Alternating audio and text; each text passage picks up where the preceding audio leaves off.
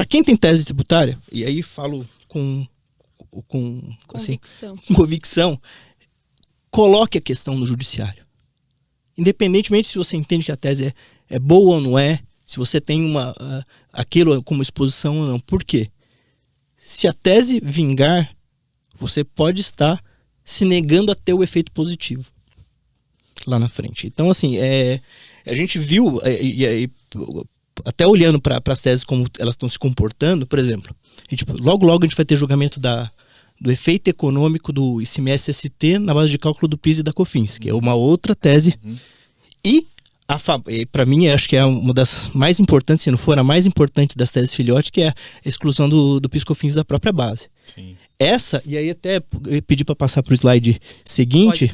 E tem a do ISS também, né? A do ISS também, que é o tema 118. Alguém aqui está perguntando do exclusão do ICMS da base do IR e da CS, mas para o lucro real.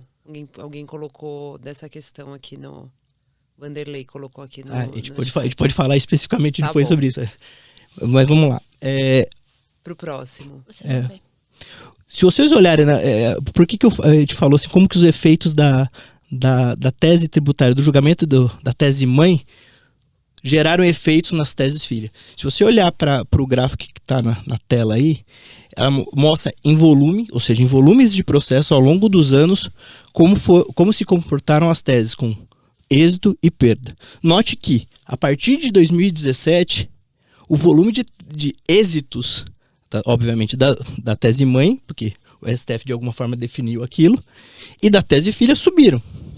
Só que a tese filha, que é o PIS e COFINS da própria base, nesse caso aí, ela começou a ter também casos desfavoráveis. Por quê? O que foi julgado não foi ela, foi julgada a tese mãe. Então, assim, e depois começou a ver o acervo de processos, ou seja, de quantidade de processos se reduzir de forma substancial. Por quê? Porque também o bloco de acervo possível de entrar com a ação também diminui. Mas o fato, se você não tem essa ação, e aí eu falo com segurança absoluta, não tem essa ação posta no judiciário, vale a pena colocá-la. Por quê? A gente não sabe se você vai ter uma liminar favorável permitindo que você utilize imediatamente? Pode ser que você não tenha. Uma sentença favorável? Pode ser que você não tenha. Só que, a partir do momento que o STF definir esse tema, com algum grau de certeza a gente consegue aferir que vai haver modulação e você não vai se beneficiar integralmente do benefício. Sim. Então, assim, para quem não tem ação, faça ação. Você consegue fazer com os seus advogados, assim, fazer a sua ação de uma forma que você não tem o impacto de uma perda da ação, com um tipo de ação específico, e consegue garantir o seu direito para o futuro. É isso. E não só isso também, por causa da modulação, pelo lapso temporal do julgamento. Sim. Né? Exato. A gente que faz muito também, hoje em dia um pouco menos, mas ali de 2017, 18, 19, fizemos muito o cálculo da exclusão do ICMS da base do PIS e COFINS. A gente faz até hoje ainda, tem empresa fazendo. Sim. Mas muitas vezes me deparei com cálculos que voltaram para os anos 90. Por quê? Porque a empresa lá atrás... Ele entrou antes, Exato. Inclusive, do... Então, assim... Foi um Deus nos acuda para conseguir documento, é verdade.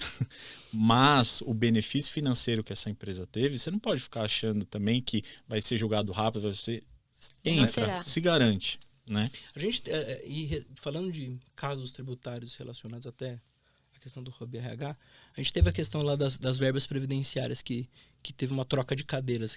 O salário de maternidade perdia no STJ, o STF foi lá e reverteu. Terço de férias ganhava no STJ, o STF foi lá e julgou. E o hiato entre as duas teses é de quase 5 anos. Então, peraí, o que vai acontecer com quem que se fiou no STJ e no final das contas o STF foi lá e mudou a tese? Óbvio, e aí também com algum grau de certeza, que esse tipo de relação vai ter que ser regulada, até por modulação. Peraí, quem se fiou no julgamento de repetitivo com certeza tem direito. Nem que seja nesse ato, mas tem que ter. E por isso a gente tem que ser tão cauteloso, por Exato. exemplo, quando analisa um LGPD que tem só entendimento do TRF da terceira. Sim. E ainda isolado. Num caso, óbvio. Caso muito específico. Primeiro, quem forma a jurisprudência, nós. Então, como a gente vai fazer a nossa prova, da essência.